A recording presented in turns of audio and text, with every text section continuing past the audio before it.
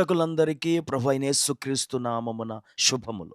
నేటి ధ్యానము కొరకు కొలస్సీలకు రాసిన పత్రిక 3వ అధ్యాయము 24వ వచనాన్ని చదువుకుందాం. మీరేమి చేసినను అది మనుష్యుల నిమిత్తము కాక ప్రభువు నిమిత్తమని మనస్ఫూర్తిగా చేయుడి. 2000 సంవత్సరాల క్రితం పురాతన గ్రీసులో క్రొత్తగా నిర్మించిన ఆలయం కోసం ఒక విగ్రహాన్ని చెక్కటానికి ఒక ప్రసిద్ధ శిల్పి నియమించబడ్డాడు. ఆ శిల్పి దైవభక్తుడు. ఆ శిల్పాన్ని చెక్కుట కొరకు అతడు తన హృదయాన్ని, మనస్సును దాని మీదే కేంద్రీకరించాడు.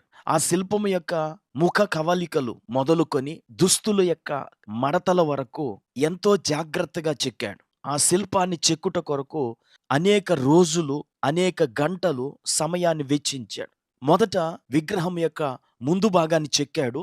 అది చూస్తున్న వారు వెనకాల భాగం చాలా త్వరగా అయిపోతుందిలే అనుకున్నారు. కానీ ముందు భాగాన్ని ఎన్ని రోజులు తీసుకొని చెక్కాడో వెనుక భాగాన్ని కూడా అన్నే రోజులు తీసుకొని అంతే జాగ్రత్తగా చెక్కాడు. ఆ విగ్రహాన్ని నిలబెట్టిన తర్వాత ఒక వీక్షకుడు శిల్పిని ఇలా అడిగాడు, విగ్రహం వెనుక భాగాన్ని చెక్కటానికి మీరెందుకు అంత సమయాన్ని వెచ్చించారు? ఆ వెనుక భాగం గోడకు ఆనుకొని ఉంటది కదా, ఎవరు చూడరు కదా అని ప్రశ్నించాడు. అందుకు ఆ శిల్పి చిరునవ్వుతో ఇలాగు సమాధానం ఇచ్చాడు, నేను విగ్రహం వెనుక భాగాన్ని ముందు భాగం వలె చాలా శ్రద్ధతో చెక్కాను.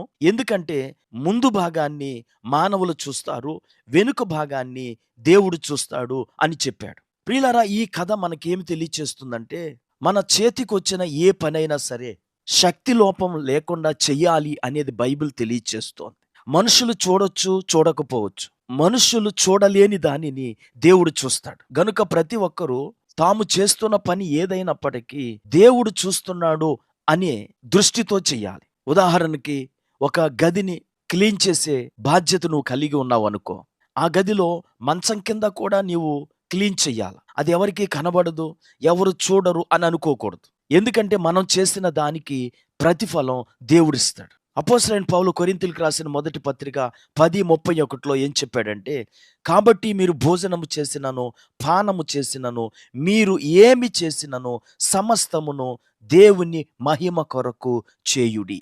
ప్రార్థన చేసుకుందాం. కృపా కనికరం కలిగిన మా తండ్రి, నీకు వందనాలు. మేము ఈ లోకంలో చేసే ప్రతి పని నీవు చూస్తున్నావని, నీవు ప్రతిఫలం ఇస్తావని ఆలోచన కలిగి చేయాలని ఈ వాక్యం ద్వారా మాతో మాట్లాడారు. గనుక వింటున్న ప్రతి ఒక్కరూ కూడా అలాంటి దృక్పథంతో వారి దైనందిన జీవితాల్లోని ప్రతి పనిని చేయుటకు సహాయం చేయమని యేసుక్రీస్తు నామములో ప్రార్థించి వేడుకుంటున్నాం తండ్రి. ఆమేన్.